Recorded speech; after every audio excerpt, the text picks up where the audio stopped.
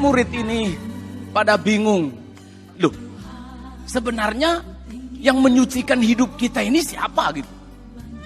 Pada ayat yang ke-22 sampai ayat yang ke-27 di sana jelas terlihat bahwa kita adalah miliknya, maka hanya Dia yang berhak menyucikan hidup kita.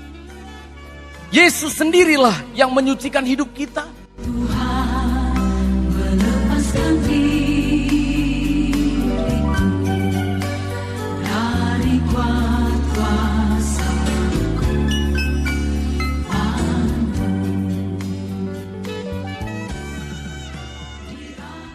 Nah, kita perhatikan seperti apa kepemilikan dari Tuhan atas hidup kita ini. Pada ayat yang ke-22 sampai ayat yang ke-27 di sana jelas terlihat. Dia ingin menunjukkan bahwa kita adalah miliknya, maka hanya Dia yang berhak menyucikan hidup kita. Yesus sendirilah yang menyucikan hidup kita. Muncul perselisihan, saudara. Tidak disangka-sangka berbicara tentang penyucian yang dihubungkan dengan baptisan air, kegiatan Yohanes Pembaptis, dan yang ditengarai Yesus juga membaptis. Rupanya menjadi satu perdebatan pada waktu itu. Sehingga Yohanes mencatat dengan jelas bahwa baptisan air dihubungkan dengan penyucian.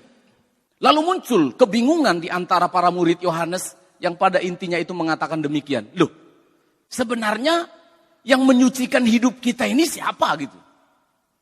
Rupanya selama ini guru kita Yohanes Pembaptis yang dalam tanda petik sudah memonopoli. Bukan Yohanes Pembaptisnya yang memonopoli, tapi anggapan orang-orang telah memonopoli bahwa baptisan itu adalah brandnya Yohanes Pembaptis. Itu sebabnya namanya pun dimasukkan gelar itu. Di gelar itu ditambahkan, di namanya Yohanes ditambahkan pembaptisnya. Sebenarnya namanya dia bukan itu. Tetapi karena sudah jadi tren, jadi brand, maka namanya menjadi Yohanes Pembaptis. Tetapi menjadi gempar, saudara. Karena tiba-tiba ada rising star, ada seorang hamba Tuhan yang junior, yang muncul.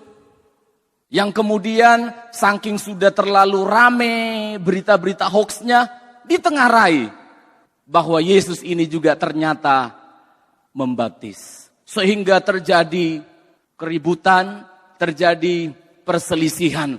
Ayat yang ke-26, coba dibacakan ulang ayat yang ke-26. Lalu mereka datang kepada Yohanes dan berkata kepadanya, Perselisihan tidak bisa selesai. Akhirnya ya sudah, kita datang kepada senior saya. Kita datang kepada guru saya saja. Terus, Rabi, orang yang bersama dengan engkau, dia di seberang sungai Yordan. Dan yang tentang dia engkau telah memberi kesaksian. Dia membaptis juga. Dan semua orang pergi kepadanya. Iya, terima kasih. Murid-murid ini pada bingung. Ternyata yang diperselisihkan adalah seputar apa, saudara? Siapa yang paling hebat? Mereka ternyata selama ini tetap berupaya untuk menjaga nama baik dari Yohanes Pembaptis.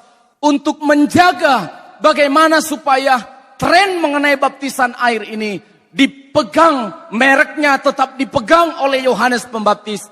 Siapa yang paling senior? Siapa pengikutnya yang paling banyak? Karena sudah mulai gelisah. Karena ada pengikut Yohanes yang mulai mengikut Yesus. Berarti pada masa itu ada pemikiran bahwa siapa yang paling hebat, pengikutnya akan lebih banyak. Saudara perhatikan baik-baik. Ayat yang ke-26 ini terlihat seperti kalimat yang mendukung tetapi sangat menjebak. Guru, itu bagaimana sih orang itu? Kamu dulu yang memberikan kesaksian, kamu yang baptis dia. Kok sekarang begini dan begitu, begini dan begitu? Saudara perhatikan, berbicara tentang penyucian. Yang menyucikan hidup kita itu adalah Mesias only. Dan